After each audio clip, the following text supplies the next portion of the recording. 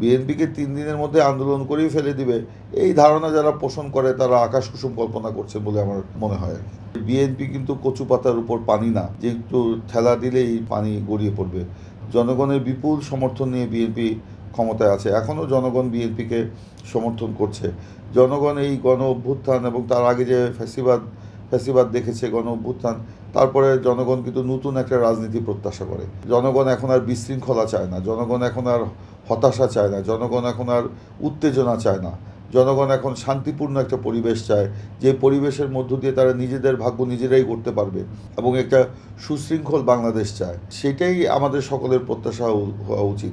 এগুলোকে আমি বিচ্ছিন্ন ঘটনা হিসাবেই দেখতে চাই, কারণ এটা মানে যদি এরকম হতো তো সারা বাংলাদেশই তো তারা করতে পারতো। কিন্তু কিছু কিছু এলাকাকে তারা টার্গেট করে ভোরবেলা ফজরের নামাজের আগে তারা হয়তো একটা মিছিল করছে, কিংবা গভীর রাত্রে 10টা-11টার পরে মানুষ যখন ঘুমিয়ে থাকে তখন হয়তো কিছু লোক, তাদের কর্মীরা সংগঠিত হয়ে একটা মিছিল করে আবার সেই এলাকা ত্যাগ করছে, সেখানে পাওয়া যাচ্ছে না। এগুলির নাম রাজনীতি না, এগুলি হচ্ছে আসলে ওই যে তাদের নেতাকর্মী মূল নেতৃত্বকে জানান দেওয়া যে আমরা আছি। কিন্তু এইটা তারা জনগণ থেকে আজকে বিচ্ছিন্ন হয়ে গেছে। গণ অভ্যুত্থানের যে বার্তা, সেই বার্তা তারা বুঝতে মানে এখনও বুঝতে পারেনি। তারা গণ অভ্যুত্থানকে তো অস্বীকার করছে, কিন্তু এই আওয়ামী লীগকে জনগণ তো সেই গণ অভ্যুত্থানের মধ্য দিয়েই আপনার ত্যাগ করেছিল। তো সেই আওয়ামী লীগ আবার ফিরে আসবে এটা প্রত্যাশা করা ভুল।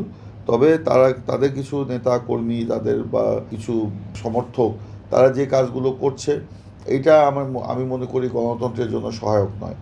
তারা আবার বাংলাদেশে ফ্যাসিবাদ হিসাবে ফিরে আসতে চায়। তাদের নেত্রীও আমরা দেখছি যে বিভিন্নভাবে বিভিন্ন মানে অনলাইনে তার কিছু কিছু বক্তব্য আমরা শুনছি। আসলে এটা তার বক্তব্য কিনা সেটাও আমি জানি না, কারণ এআই এর মাধ্যমে তো অনেক কিছুই এখন করা যায়। উনিও যে বক্তব্যগুলো রাখছেন, এটা তার বক্তব্যের মধ্যে কোনো অনুশোচনা নেই।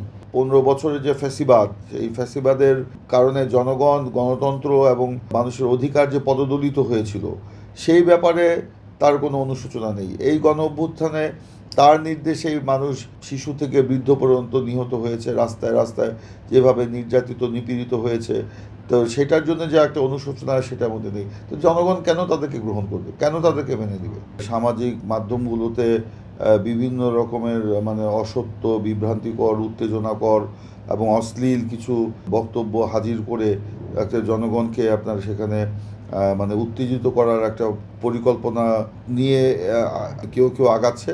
আপনারা জানেন যে কারা গণতন্ত্রে বিশ্বাস করে, আপনারা জানেন যে কারা জনগণের গণতন্ত্রায়নে বিশ্বাস করে, আর কারা করে না।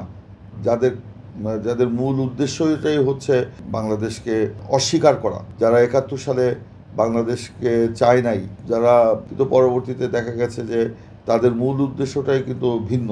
তো তারাই তো আপনার এই কাজগুলি করছে বলে আমার কাছে প্রতীয়মান হয়। তবে এর সাথে যে পালাতক যে শক্তি, সেই শক্তিরও একটা আমরা যোগসূত্র খুঁজে পাচ্ছি। আমরা বিভিন্ন জায়গায় দেখতে পাচ্ছি যে এই পালাতক শক্তির মানে তাদের সাথে একটা সূক্ষ্ম যোগাযোগ আছে। এই সম্প্রতিকালেই আমরা বিভিন্ন তাদের কর্মকাণ্ডে আমরা এটা প্রতীয়মান হয়েছে বলে দেখতে পাচ্ছি।